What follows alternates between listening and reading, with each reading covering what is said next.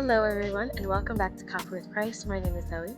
On this channel we talk about God, Jesus, the life of Christ, and His love for us. Today we're going to have a mini-series. We're going to be covering 3 topics.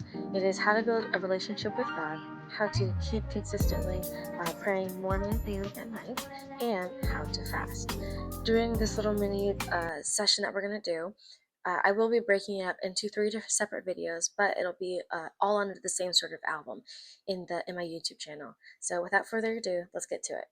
So I did get this request on my Instagram comments, and I'm excited to dive into it. The first point that we're going to be doing is building the relationship.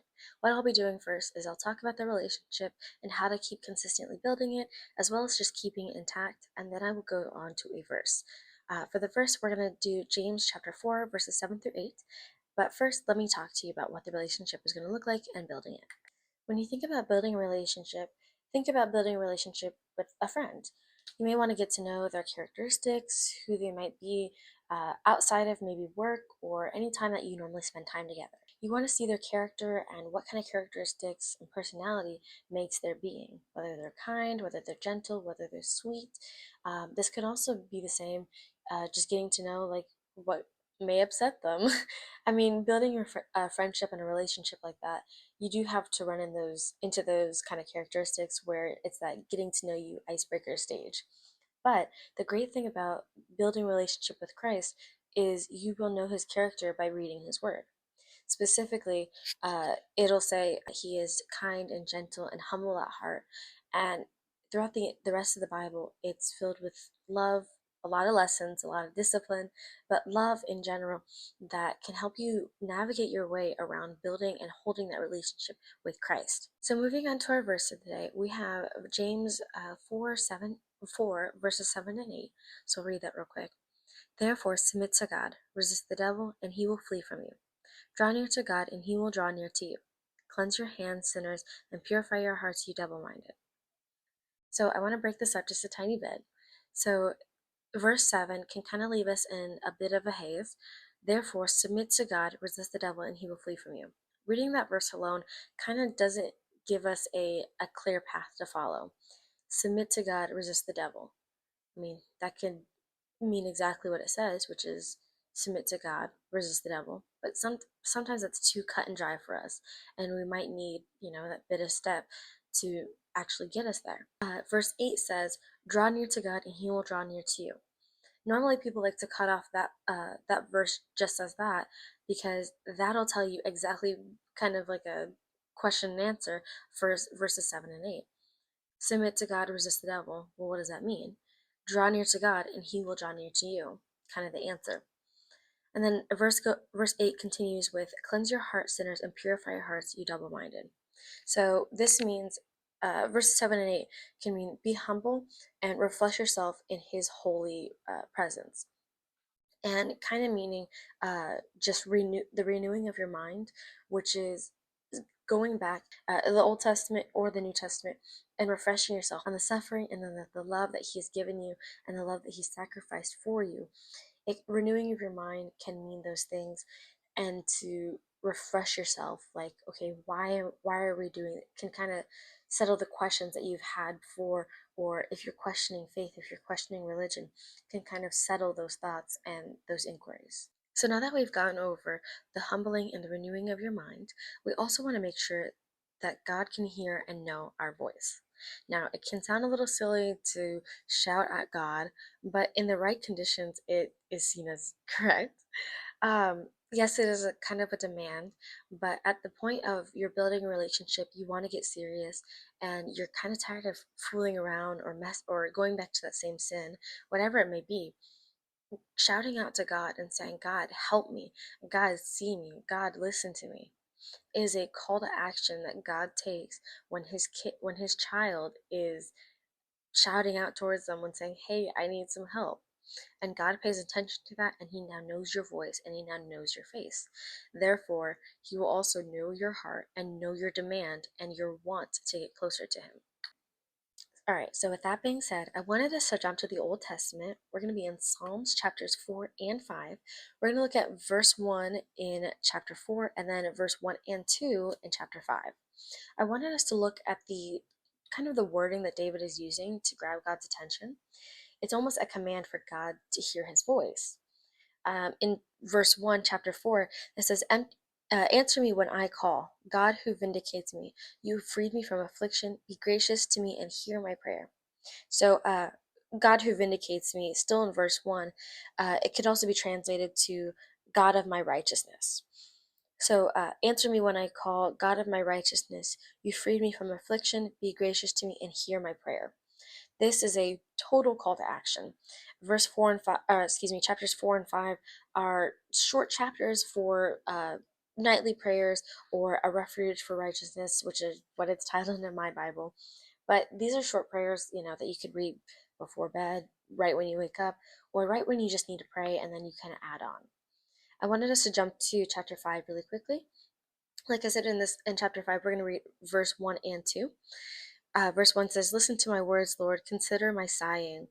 Verse 2, Pay attention to the sound of my cry, my King and my God, for I pray to you. I wanted to highlight some of the language that David is using right here. Listen to my words, Lord, consider my sighing. When you're sighing, you're either tired, you're frustrated, you could be sad, emotional. And then the second verse, Pay attention to the sound of my cry, my King and my God, for I pray to you. The first part is verse 2, Pay attention to the sound of my cry, comma. I like how he says that because, a cry could be a happy cry or a sad cry or an angry cry or a joyous cry. But a cry, no doubt, that David is saying, God, pay attention to me. Like, read the kind of emotion that I am having. And then secondly, I wanted to go over my King and my God, for I pray to you. And I wanted to highlight that David is only praying to God. He is only relying on God, that there are no other idols or distractions in David's life right here that would make him fall to something or someone else for David to go to in a time of need or refuge. So, a little backstory about why I say that God needs to know your voice. Back when I would talk to my great grandmother, she would say this to me kind of in passing, kind of a word of caution to me. But she would say, Zoe, make sure God knows your voice. And I remember her saying that. She would kind of paraphrase, and she'd say, make sure he knows your voice. Make sure. Like, oh, okay, like kind of brushing it off. But you kind of refresh yourself in words that you might have discarded years ago or months ago, weeks ago, whatever it may be. You kind of refresh yourself with those memories. And respectfully, you want to make sure God knows your voice.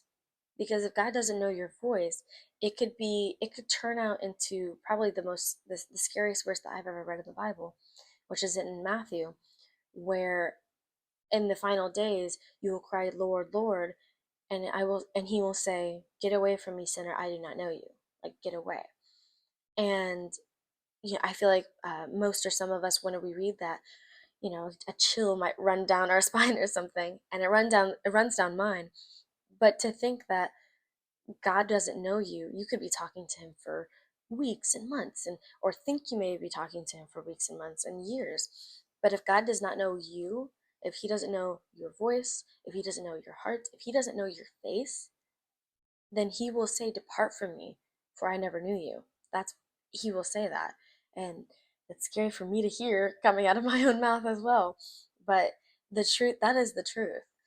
That if we take our time lightly and if we don't take it seriously into spending time and building that relationship, he could very well say, Depart from me, sinner, for I never knew you.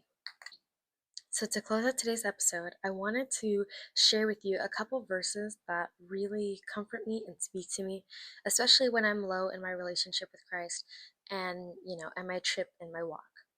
So, Zephaniah 3, verse 17, The Lord your God is among you, a warrior who saves. He will rejoice over you with gladness. He will renew you in his love. He will delight in you with singing. And a couple notes here that I have in my Bible is that the creator of the universe has a song just for you, and he will renew you in his love. He will delight in you with singing. And just that kind of coming from a musical family, delighting in someone with singing could be like a serenade or something like that. But this specifically speaks to me because God knows every blade of grass on the earth. He knows every hair that is on your head. He knows every flower and designed it so beautifully. And he picks a song and he delights in us with singing. And, that kind of just reminds me, there's a quote from Casablanca where it's all the gin joints and all the towns in all the world, she walks into mine. And that's kind of how I relate to that, and as being under the spotlight in a way. In all of the world, in every person, and every personality, God looks at me, or God looks at you. And that kind of reminds me of how much love he has for me, has for us as a people and as his children, and how much he delights in us. And then the second verse I wanted to give you is what is called God's phone number. It's in Jeremiah 33, verse 3. It says, "Call to me, and I will answer you and tell you great and incomprehensible things you do not know." Now, to me, this sounds like just saying, "Hey, come here. I have something to show you, to tell you. It's gonna be great. Like, I'm gonna just blow your mind." And this says, I have it titled God's phone number. I have like little sticky notes, but God's phone number being here, like, "Hey, call to me, and I will answer you, and I will tell you great and incomprehensible things you do not know." Now, that's God's call to action for us. Call to me, and I will tell you. Call to me, draw near to me, and I will draw near to you. Like when we read in James. And I thought I wanted to highlight this second because this also builds just a restoration for God, for us to be in God's presence. Anyways, guys, thank you so much for joining me today. I hope you enjoyed this episode as much as I did. Now, the next two episodes will be how to pray morning, noon, and night, or at least consistently, and then fasting. I'm so glad that you are joining me in this mini series, and I cannot wait to explore more with y'all. Anyway, for right now, see you later.